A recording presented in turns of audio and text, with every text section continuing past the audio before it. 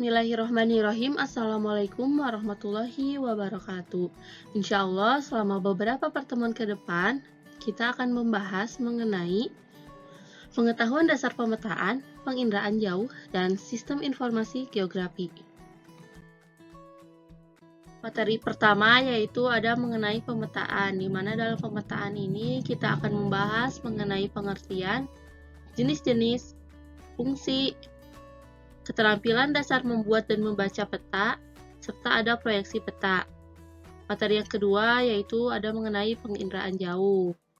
Ada pengertian, jenis citra penginderaan jauh, dan interpretasi citra. Dan materi yang terakhir yaitu ada tentang sistem informasi geografi, di mana ada subsistem dalam mengelola SIG, komponen-komponen SIG, pemanfaatan SIG, serta penerapan metode SIG. Pada video kali ini, kita akan membahas mengenai pengetahuan dasar pemetaan. Sebelum membahas mengenai materi, mari kita pahami dulu nih, mengapa kita harus belajar mengenai konsep dasar pemetaan ini. Contohnya, kamu dan keluarga akan berlibur ke Yogyakarta. Untuk itu, kamu mencari berbagai informasi mengenai destinasi wisata yang bisa kamu kunjungi selama di sana. Setelah mencari berbagai tempat, akhirnya kamu dapat memutuskan beberapa tempat yang akan kamu kunjungi selama berada di Yogyakarta. Untuk mengefisiensikan waktu, akhirnya kamu membuat rencana kegiatan liburan, di mana setiap harinya ada tempat yang harus kamu dan keluarga kunjungi. Nah, agar menjadi lebih efisien, kamu akhirnya menyusun nih tempat-tempat yang bisa dikunjungi berdasarkan kedekatan tempatnya, agar tidak memakan waktu lama untuk mencapai tempat tersebut. Akhirnya kamu mencari di Google Maps mengenai tempat-tempat wisata yang akan kamu kunjungi. Contohnya, apakah Malioboro ini berdekatan dengan destinasi Candi Prambanan ataukah tidak? Apabila berdekatan, maka kamu dapat memutuskan bahwa kedua tempat itu bisa dikunjungi dalam satu hari yang sama. Setelah mengetahui dan menyusun kegiatan rencana liburanmu, akhirnya kamu dan keluarga memutuskan untuk berlibur dengan rencana yang kamu telah buat. Nah, karena di masa pandemi ini, akhirnya liburan pun menggunakan mobil pribadi. Pastinya kamu dan keluarga tidak mengetahui secara detail bagaimana kamu bisa sampai ke Yogyakarta. Pada era ini tentunya tidak sulit untuk mencari berbagai informasi mengenai suatu lokasi. Akhirnya kamu kembali memanfaatkan Google Maps untuk menuntun kamu dan keluarga hingga sampai ke kota tujuan, yaitu kota Yogyakarta. Berdasarkan ilustrasi tadi, ini menunjukkan bahwa penggunaan peta ini sangat mempengaruhi beberapa aspek dalam kehidupan kita, contohnya yaitu dalam pengambilan keputusan dan menentukan arah suatu lokasi. Sehingga kamu telah sadar bahwa penting sekali kita mempelajari pemetaan ini. Lalu apa sih peta itu? Nah, peta, menurut beberapa ahli, yaitu yang pertama, peta merupakan suatu lukisan dengan tinta dari seluruh atau sebagian permukaan bumi yang diperkecil dengan perbandingan ukuran yang disebut dengan skala. Menurut Bako Surtanal atau Badan Koordinasi Survei dan Pemetaan Nasional, peta merupakan wahana bagi penyimpanan dan penyajian data kondisi lingkungan, merupakan sumber informasi bagi para perencana dan pengambilan keputusan pada tahapan dan tingkatan pembangunan. Sehingga dapat kita simpulkan bahwa peta ini adalah gambaran konvensional dari permukaan bumi yang diperkecil sesuai kenampakannya dari atas. Nah, peta ini memiliki beberapa jenis, yaitu ada 4 jenis utama, yaitu peta berdasarkan skalanya, isi, bentuk, dan sumber datanya. Yang pertama, yaitu ada peta berdasarkan skalanya. Dibagi menjadi 5, yaitu ada peta kadaster, skala besar, skala sedang, skala kecil, dan skala geografis. Peta kadaster, di mana peta ini menggunakan skala yaitu 1/100 hingga 1/5000. dipakai untuk membuat peta dalam sertifikat pembuatan tanah. Yang kedua yaitu ada peta skala besar dengan skala 1/5000 hingga 1/250.000. Nah, dipakai untuk menggambarkan wilayah yang relatif sempit seperti peta Kabupaten Garut ini.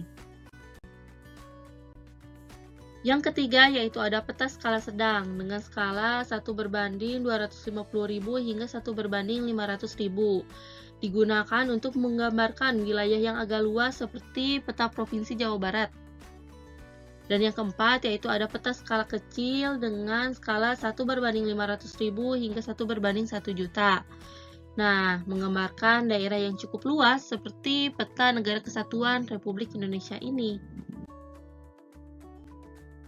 Yang kelima yaitu ada peta skala geografis berskala lebih besar dari 1/1 juta. Contohnya yaitu pada peta negara-negara di Asia Tenggara ini. Pembagian peta yang kedua yaitu ada peta berdasarkan isinya, yaitu ada peta umum dan ada peta khusus. Peta umum yaitu peta yang menggambarkan informasi secara umum, jadi tidak menonjolkan salah satu informasi saja. Dalam peta umum ada peta topografi, yaitu peta yang menampilkan relief dan garis kontur wilayah permukaan bumi. Garis kontur ini merupakan wilayah yang memiliki ketinggian yang sama, sehingga dapat menggambarkan relief suatu wilayah. Selanjutnya yaitu ada peta chorografi. Nah, peta chorografi ini biasanya yaitu peta sebuah negara. Contohnya ini negara Republik Indonesia. Biasanya terdapat dalam atlas, sehingga atlas merupakan kumpulan dari peta chorografi. Selanjutnya yaitu ada peta khusus, di mana peta khusus ini disebut dengan peta tematik, yang isinya yaitu membahas mengenai suatu kenampakan fenomena tertentu dari wilayah permukaan bumi. Contohnya yaitu ada peta mengenai persentase penduduk miskin. Selain itu ada juga peta persebaran COVID-19 di Lumajang, jadi membahas suatu fenomena tertentu dalam peta khusus ini. Selanjutnya yaitu ada peta berdasarkan bentuknya, yaitu ada peta timbul, peta datar, dan peta digital. Yang pertama yaitu ada peta timbul, yaitu peta yang menggambarkan bentuk permukaan bumi yang sebenarnya. Contohnya apabila gunung maka permukaannya akan lebih tinggi dari dataran biasa, seperti yang terdapat dalam gambar. Selanjutnya yaitu ada peta datar, yaitu peta seperti pada umumnya yang dibuat pada bidang datar, misalnya pada kertas, kain, atau kanvas. Contohnya yaitu ada atlas. Ketiga, yaitu ada peta digital, di mana ini adalah peta yang datanya terdapat pada suatu pita magnetik atau disket. Sedangkan pengolahan dan penyajian datanya menggunakan komputer. Peta digital ini dapat ditayangkan melalui monitor komputer atau layar televisi. Jadi, peta ini muncul seiring perkembangan teknologi komputer dan peralatan digital lainnya. Yang terakhir yaitu ada peta berdasarkan sumber datanya, yaitu ada peta induk dan peta turunan.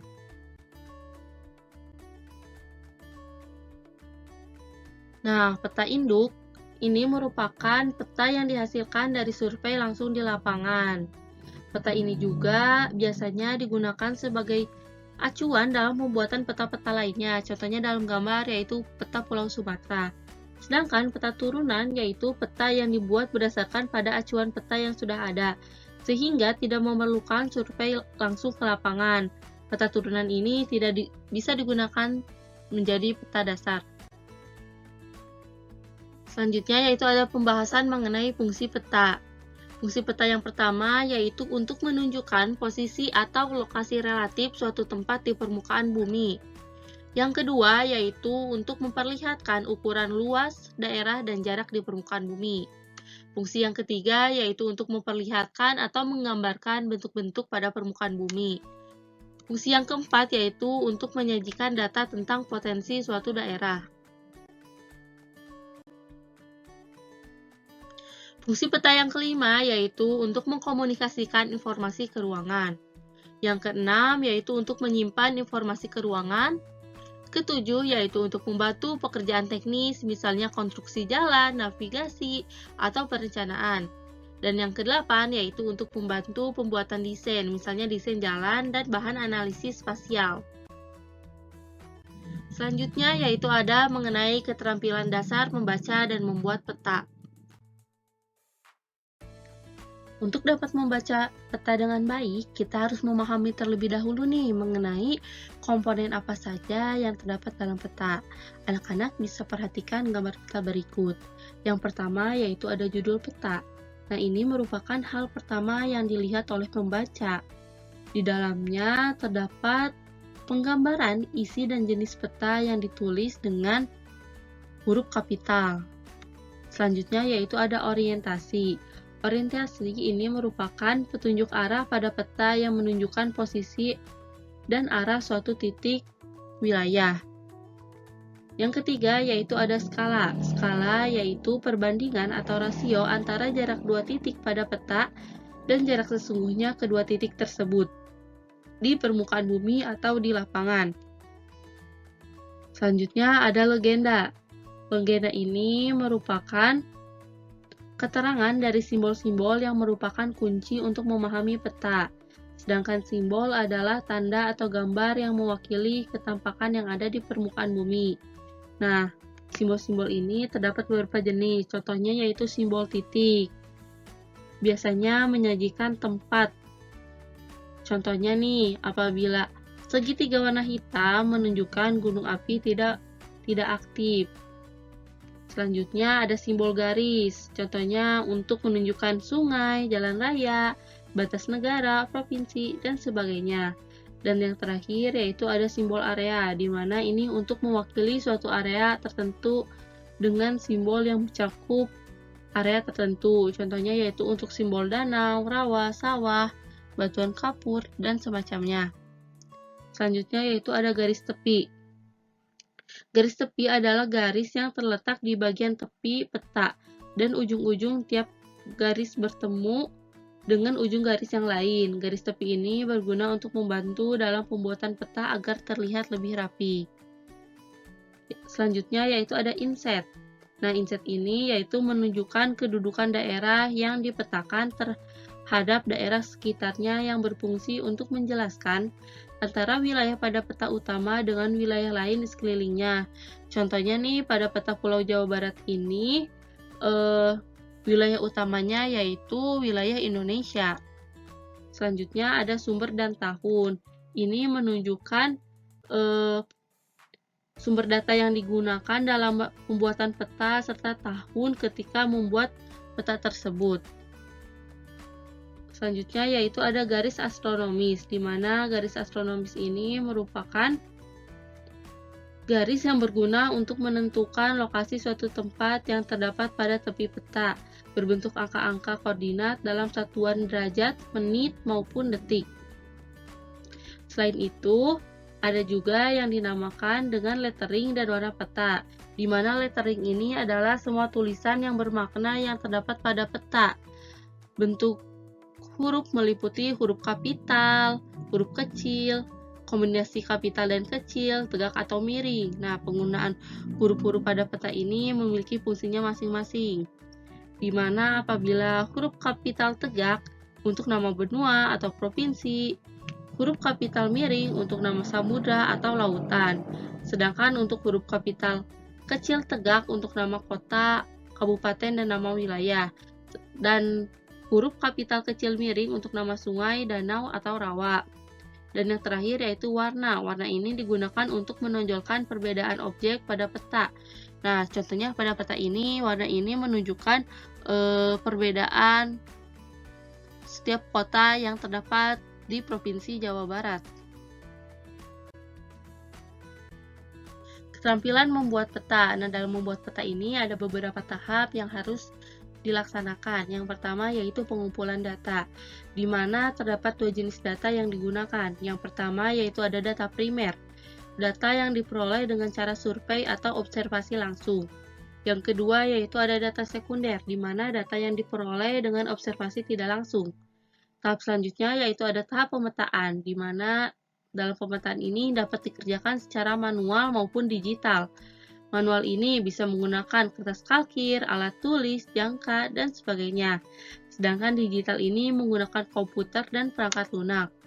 Tahapan ketiga yaitu penyajian data, di mana terdapat proses menganalisis data yang telah terkumpul dengan komputer. Selanjutnya, hasil analisis data tersebut dicocokkan dengan kondisi sebenarnya di lapangan. Kemudian dibuat menjadi sebuah peta. Dan tahap yang terakhir yaitu penyajian dalam bentuk grafis, di mana dilakukan input data yang telah diperoleh di lapangan, sehingga pembaca mendapat informasi dalam bentuk grafis. Proyeksi peta. Permukaan bumi yang melengkung jika digambarkan pada bidang datar, maka sulit untuk melakukan perhitungan dari hasil ukuran, dan juga akan menghasilkan kesalahan.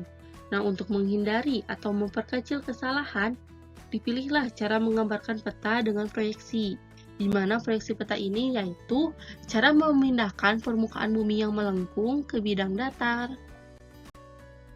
Nah, di dalam melakukan kegiatan proyeksi peta ini ada beberapa hal yang tidak boleh terabaikan. Yang pertama yaitu ada equivalen, equidistance, dan conform. Yang pertama yaitu ada equivalen, di mana equivalen ini yaitu peta harus sesuai dengan luas sebenarnya di permukaan bumi setelah dikalikan dengan skala. Contohnya nih, suatu pulau. Nah, suatu pulau ini memiliki luas asli yaitu 16 km. Setelah dipetakan, di dalam peta ini menjadi 16 cm. Ketika sudah dihitung dengan skala yang digunakan, ternyata hasil perhitungan menunjukkan luas yang sebenarnya. Nah, yang kedua yaitu ada equidistant, di mana equidistant ini merupakan peta harus mempunyai jarak-jarak yang sama dengan jarak sebenarnya di permukaan bumi setelah dikalikan dengan skala. Contohnya, kamu ingin pergi ke sebuah tempat dari rumahmu, misalnya ke sekolah. Nah, pada jarak aslinya yaitu 200 km. Dan ketika melihat ke peta yaitu jarak antara rumah kamu dan sekolah yaitu 4 cm. Setelah dihitung dengan skala yang digunakan, ternyata hasil perhitungan menunjukkan hasil yang sama dengan jarak sebenarnya yaitu 200 km. Selanjutnya yaitu ada conform, yaitu bentuk-bentuk atau sudut-sudut pada peta harus dipertahankan sesuai dengan bentuk sebenarnya di permukaan bumi. Contohnya dalam pembuatan peta Jakarta ini, jadi setiap lingkungannya dari aslinya harus sama dengan peta. Contohnya apabila di aslinya ada lingkungan seperti ini, maka di peta pun harus ada lingkungan seperti ini. Sampai ke sudut-sudut terkecil pun harus sama seperti dengan aslinya. Selanjutnya yaitu ada mengenai jenis-jenis proyeksi peta. Terdapat 3 jenis. Yang pertama yaitu ada proyeksi kerucut. Nah, proyeksi kerucut ini bentuknya yaitu seperti topi petani, di mana proyeksi ini cocok untuk daerah lintang sedang seperti Amerika Tengah dan Eropa Tengah. Nah, ini ya di daerah seperti ini. Sebenarnya di daerah lain bisa, tetapi bentuknya mulai tidak proporsional karena mengikuti lengkung, sehingga di dua daerah ini memiliki daerah yang paling pas untuk menggunakan proyeksi kerucut. Selanjutnya yaitu ada proyeksi azimutal atau jenital. Nah, proyeksi ini berbentuk seperti segi empat ya. Nah, proyeksi ini sangat cocok untuk daerah kutub, yaitu daerah lintang tinggi seperti Eropa Utara ataupun Amerika Utara nih, seperti garis merah yang dibulati di sini. Dan yang terakhir yaitu ada proyeksi silinder. Nah, bentuknya ini seperti tabung, cocok di daerah lintang rendah atau ekuator. Biasanya ini paling bagus digunakan untuk daerah Asia maupun Afrika. Mungkin untuk pertemuan kali ini dicukupkan sekian, kurang lebihnya Ibu mohon maaf. Mudah-mudahan anak-anak dapat memahami materi yang telah Ibu sampaikan. Akhir kata, jazakumullah khairan katsiran. Wassalamualaikum warahmatullahi wabarakatuh.